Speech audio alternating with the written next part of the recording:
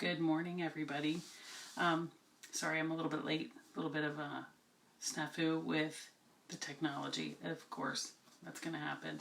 So today I have a book and kind of an activity instead of a song because it's a long one. So I wanted to show you this. Yesterday I showed this to everyone on my rhyme time to tell you to think about what we might be talking about today. And can you tell me what shape that is? Well, tell your person that you're with what that you think that is. If you said a barn, you're correct. That is a barn, and tell your grown-up what lives in a barn. Sometimes there are horses.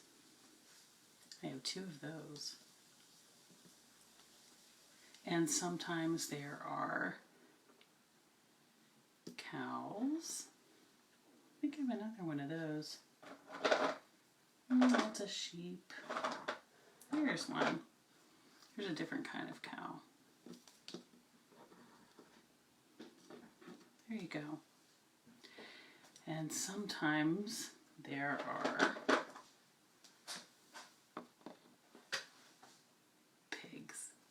pigs, that's right. Let me move those guys out of the way. I don't have a lot of room here at home. It's kind of hard to do this story time, and it's a little bit backwards. You will see that the book is backwards when we get to it. It's just about looking at the pictures today. Here's another one. Do you know what those are? This is a ram, and this is a sheep. And there's some of those. And one of those. Oh, he's knocked down.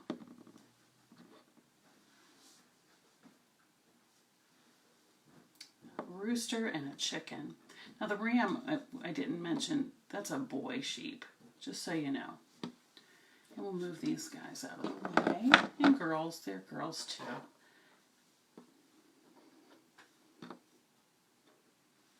These are either ducks or geese. For my purpose today, because in the book there are geese. We're going to call them geese. They look like the geese in the book. Do you know what this is? He has a little chin hair, and he has little, not antlers, maybe they are antlers, or horns. That is a goat. And this looks like a horse, but it is that's a donkey. And that's a dog. Right. All right, you guys, let's get started with this story. The book I brought today has a barn on the front, and it's called Big Red Barn. I know that's backwards, but that's okay. I want to thank Scholastic for permitting us to use their books for our online story times. They've really, a lot of the book companies and publishers have released the rights so that we can do this for you guys while we're all separated. Hi, Leia. Good to see you on there. It's good to see you and your mom. I wish I could actually see you. Hi, Kristen. And then the book is by Margaret Wise Brown, and the illustrator is Felicity Bond. And Felicity Bond does a lot of other work. I'm thinking she does... I think she does The Mouse Who Wanted a Cookie. I think that's what if I remember right, that's it. All right, so let's take a look at this book. There it is. By the big red barn in the great green field. Do you see how big that field is? Very big. There was a pink pig learning to squeal. There was a great big horse and a very little horse. Hi, Lily. Oh, we miss you too. And on every barn is a weather vane, of course. A golden flying horse. Did you ever see a weather vane? Oh, weather vanes are really cool looking. My neighbors have one on their shed. Very cool. There was a big pile of hay that say? And a little pile of hay, and that is where the children play. Did you ever play in hay? It's kind of itchy. You get kind of itchy. But in this story, the children are away, only the animals are here today. Here they are. What's this? It's a sheep. Here's another one. Here's a donkey, the pig, and the geese. Here's a little piglet. This one's a little bit dirty. Here's the goat, the sheep and the donkey, the geese and the goats. What were they doing? We're making funny noises down in their throats. Can you make noises like any of these animals? Can you sound like a sheep? Should I do it? I think I'm going to do it. Bah! That's what they sound like. And what do piggies sound like? Exactly. Exactly. You know how to do it. An old scarecrow was leaning on his hoe, and a field mouse was born in a field of corn. Do you see them? Teeny tiny little mice. Very little. There they are. And what are these over here? Yes, those are butterflies. If you said butterflies, you're right. What does this big bird say? Cock-a-doodle-doo! In the barn, there was a rooster and a pigeon, too. And a big white hen standing on one leg, and under the hen was a quiet egg.